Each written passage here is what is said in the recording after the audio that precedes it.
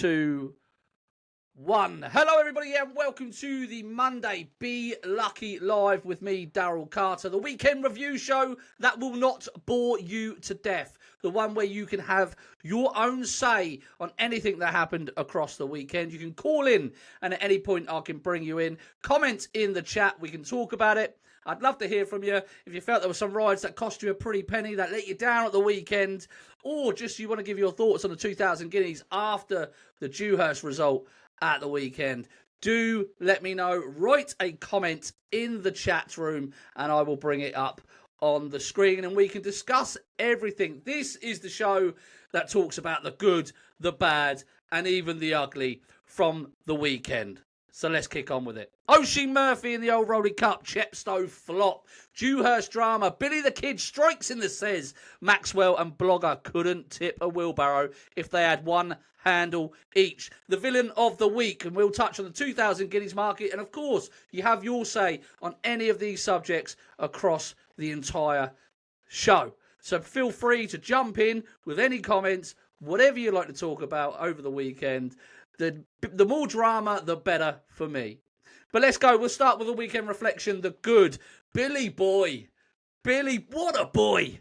What a boy, Billy Loughnan. Hey, striking in the Cesarewitch. Come from last to first on Baylor B. Members in Clover. I was in Clover. Oh, get in. I celebrated that one. I can tell you that much. I'll tell you what. It's very strange when you watch a ride like that. Because at the start of the race, right, you knew he was going to be held up. He was held up to get the trip. They had the hood on for the first time. You sort of knew that they were going to try and get the trip. So you knew your fate at the very start of the race that he was going to be ridden with some restraint. But you start going through the race and you start convincing yourself, telling yourself, Billy, you've given this horse too much to do. They start turning into the home straight and all of a sudden he's still there. He's still on the bridle. And you're thinking, Jesus, Billy, why are you giving this horse so much to do? Now he's got to weave in and out of horses. Make sure you get the gaps. Then he gets towards the front, inside the final couple of furlongs, and you're thinking, Billy, don't go too soon. We don't know if the horse stays. And then he gets to the front, and you're going, get after him, Billy, get after him, Billy. And then only when he crosses the line in the front, you turn around and go, that was a really, really good ride. That was a really, really good ride. Because I tell you what, it was a danger. It was a dangerous ride. It was one of those that could have let the punters down. He could have finished on the bit, and we could have been talking about a completely different story on today's podcast. But Billy Loughnan is a rising star in the racing world. He was last season. He continued it through to this season. I just love seeing him saddled up on any horse that I fancy. He just gives me loads of confidence. I know I'm going to get everything out of Billy. And 9 times out of 10, he is tactically very aware of what's going on around him. I think he's a class act. I really do. Talking about class act, we roll on. Aidan O'Brien rolls on in Group 1s.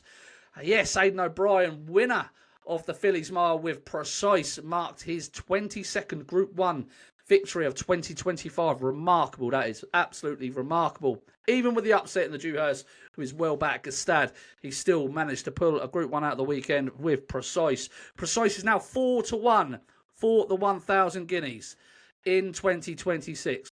That's narrowly ahead of Diamond Necklace at 8-1. Now, I'm pretty sure, and I don't know how you guys feel, but I'm pretty certain that Diamond Necklace is the better of the pair. Now, I've backed Diamond Necklace anti-post for the 1,000 guineas next year, so maybe I've got a slight bias there, a bit of pocket talk bias. But I do get concerned when I see him have 2 top-class horses, and one of them has already run at Newmarket, and one of them has already run in France. Now, it just worries me slightly, I don't know about you, but it does worry me slightly that they may stick to the same route. And by that I mean Diamond Necklace may go to France and Precise may be the one to come to Newmarket. But we'll see how they come out of the winter. They're both very, very promising horses for next year. I think Aidan O'Brien has really got a stronghold at the moment on that 1,000 guineas. Is there anybody who likes anything outside of the top 2? I'd love to hear it. Your chance to comment in the show and put forward your tip for the 1,000 guineas. But I do think Diamond Necklace is a horse to be very positive about next year. Half sister to Magic Wand. She's probably going to go down the Oaks route as well. I think she could be a very, very special filly next year. But it is a dangerous market to be getting involved with when, from an anti-post perspective, when a trainer does have 2 at the top of the market. But still, Aidan O'Brien, hats off to you, son. Jesus Christ, what a performance. Again, never fails to disappoint Aidan O'Brien as he continues to break new ground. The bad, the villain of the week. Boo! Boo! You cost me loads of money, mate. Boo! Boo! Let's get this out of the way straight away, okay? I've been boiling about this. The villain of the week. Rewind to Oshie Murphy's ride in the Old Roli Cup aboard Respond. What on earth was he thinking? This was extremely frustrating for me. I've now lost 5 points on this horse in the last 2 runs. Joe Fanning getting the bin from Doncaster. This was a day where Oshie Murphy was back on board. The yard had a good record in the race. I was stung in the race with Mount Atlas last year. I've been stung again by Respond, who finished with loads left. This was a pretty slowly run race for the first mile, and he himself, Respond, had a finishing percentage of 110%. Oshie Murphy has stuck him in behind a wall of horses, couldn't get out, couldn't get nowhere to go. I don't know why he had to overcomplicate things so goddamn much with this horse, because I do genuinely believe that this horse has so much in hand that he's going to bring out a big handicap. He's going to bring home a big handicap before the season's out. Maybe that's the Doncaster November handicap. I don't know. But there is a big, big pot in this horse. If they can just ride him sensibly and just give him a chance. It really, really annoyed me. I'm so glad that the sectionals backed up what my frustrations from the weekend, because it's easy to say it's all pocket talk, isn't it? But when he's ran the fastest final furlong and he's had a finishing speed of 110% and he's been chucked away midfield in a slowly run race, you're right to be frustrated there. Really, really annoyed me. Oshie Murphy has absolute flashes of brilliance. Brilliant jockey at times, and other times just looks completely brain dead to me. I really, really like this horse Respond, and I've got to get my cash back on him by the end of the season. I've got to get my cash back on Respond by the end of the season. And I will. Please run him in the Doncaster November handicap. He'll take all the whacking there. Anybody else got any bad beats from the week ahead? Droff Welsh Magic says Distant Storm. Distant Storm. We'll come on to Distant Storm very, very shortly. Yes, this was a frustrating ride, I must admit. Lucky Running Bollocks. Bad jockeyship. Yes, totally agree. Sometimes we have to be able to call these rides out, but the sectional data and everything else backs up the fact that you should have been pissed off if you were on Respond, who was a strong favourite for that Old Roli Cup on Friday at Newmarket. Moving on to further bad stuff this weekend. Ugh! Chepstow, good to firm ground. Lads, come on. Chepstow jumps open meeting, good to firm ground. Now, that's not my issue with Chepstow this week. I must admit, you can't really help it too much. But it does bug me when they know the weather a week in advance and they don't put enough water on to keep it safe across 3 days. Maybe they're not, capable of holding a 3-day meeting. I don't know. But what does bug me about Chepstow from the weekend was that they don't tell you how much irrigation of water they're putting on. Now, I don't want to sound like Tony Calvin here, but Jesus Christ, we should at least have some information about how much water's going on at Chepstow, particularly by the Sunday. We've seen so many non-runners across the weekend. Give us punters some information. How quick is it? How quick is the ground out there? Is it even safe ground? We lost Ballahumba on Sunday. Very, very sad news there. But they've got to start, right? They've got to start telling us what the ground is doing. There is no excuse at an elite sport level that punters who are laying cash out on these meetings don't get the full information when it comes to ground conditions. So that did really irk me this week. Was expected, but both of Skelton's last week absolutely stunk the gaff out. That is very, very true. Very true indeed. Both from the same owner. We touched on this on last week's show. But it's obviously still irking some people. Very fair indeed to be annoyed. Perhaps have a look at those two next time they run. But it is so annoying when you see something like that, right? And I mean, we go back to the respond deal. When you've backed a horse that you know is the best horse in the race, you know should be winning the race, and they don't, and you feel like it's a jockey error, I think punters have got every right to be frustrated, and no one wants to talk about it. So we will talk about it. Let's talk about talking. The blogger, Blogsy, Stephen Power, was a tipster at Chepstow for the open meeting, and my goodness me, did you see the video? This will not be beaten. He's talking about Queensberry Boy, and basically he's just recited what David Maxwell has said in an interview earlier in the week. This will not be beaten. This is the bet of the week. My goodness me. Like, listen, Blogsy, mate, like, you stick to the content, son, because you are given poor advice on the back of just one interview from David Maxwell. And why on earth, by the way, are we all of a sudden listening to David Maxwell? Why is David Maxwell all of a sudden become a guru of tipping?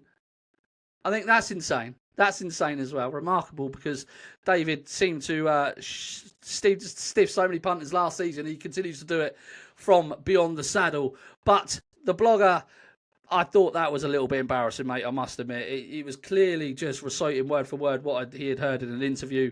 No due diligence done whatsoever there, and he's willing to tell people that this will not be beaten. Such a shame. Such a shame, really, because he does do brilliant, brilliant content. But let's not listen to a dentist for our tips, shall we, guys? Let's actually do some due diligence and do some real homework. Has anybody got any thoughts on the Chepstow weekend before we move on to the ugly?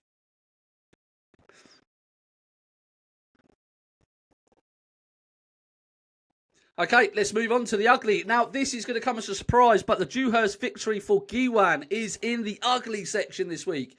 He left his Champagne Stakes at Doncaster run well behind back on a sounder service here, and he went and won the Dewhurst. Now, why is he in the ugly? Because I had a good bet on him at Doncaster. I thought he was really impressive the time before, and I had a good bet on him at Doncaster, and he ran absolutely no sort of race, and had me convinced that I didn't know what I was talking about when it come to Guineas. I had backed Distant Storm quite heavily for the Dewhurst at the weekend, and Distant Storm had let me down previously at York in the Acomb. Now, I was willing to forgive one run, just as the Racing Post writer suggests that you do. Every horse forgive one run, the Racing Post writer suggests. But I was willing to do that with Distant Storm, and I thought he would really go and show how good he was. And that wasn't the case. It wasn't a strongly run race. It was only very averagely run, looking at the sectionals. Possibly no superstar. They continue to beat each other at the moment. My current thoughts on Distant Storm is that he would relish a very strong pace in the 2000 Guineas next year. They tend to go very hard very early in the 2000 Guineas. It's the start of the season. A lot of horses fresh. A lot of trainers rev their horses up, ready to win the race.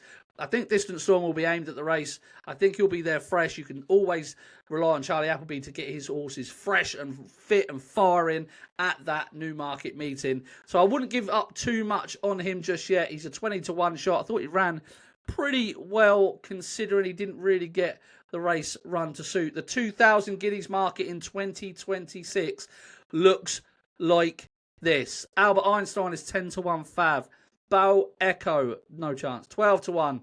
Guiwan, 12-1. Gastad, 14-1. Puerto Rico, 14-1. Benevento Cellini, 16-1. Constitution River, 16-1. And Distant Storm, 20-1. And bigger the rest. There is a horse I quite like for this, other than Distant Storm, that we've already backed. Members have already backed this at a massive price. He's still a massive price.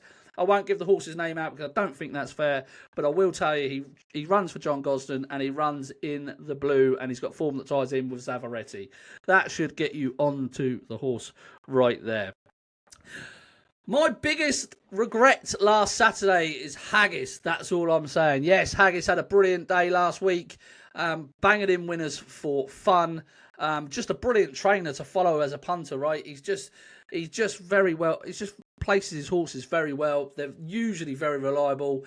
He usually trains them to peak when they step into handicaps. I love the headgear personally. The headgear angle on Haggett's horses, I think that's a brilliant angle for anyone to look at. Go and do some stats on the headgear angle for William Haggas, because whether it's blinkers or cheek pieces, they seem to improve a good bit. And he always seems to put the headgear on what I feel is the correct horses as well. So, yeah, Haggis, that is a regret, just, because we have followed Haggis most of the season. Totally get that. Really frustrating.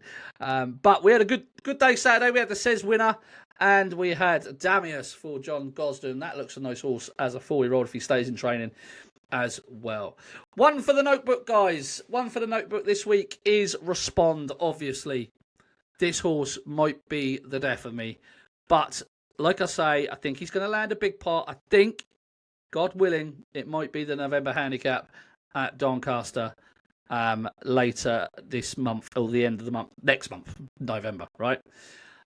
So, guys, we're just opening the floor now to any comments. Anyone's got anything they want to write in, speak about, and it could be anything from the weekend, anything that's annoyed you. Please let me know. This show obviously will thrive in the future with your input. So please do write a comment. I can see comments from all platforms that we're streaming on currently.